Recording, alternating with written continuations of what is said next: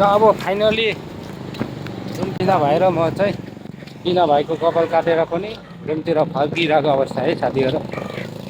अघि पनि मैले सैलुनमा भोलि चाहिँ हाम्रो कृष्ण भाइ छुट्टी जाँदैछ भनेर जानकारी गराइसकेको छु र उहाँको चाहिँ एकदम माथि कपालमा पनि एकदम रातो मेहन्दी लगाएको पनि छ, हेर्नु तपाईँ हेर्न सक्नुहुन्छ। हाम्रो किन भाइ भोलि छुट्टी जाँदैछन्, त्यही भएर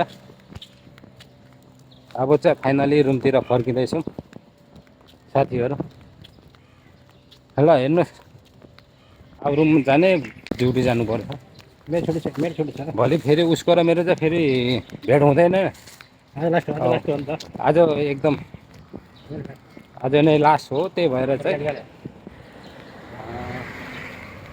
कपाल काटेर आइरहेको अवस्था। अब हामी मिठाई ल्याएको छ, मिठाई सबै ल्याएको छ अलि।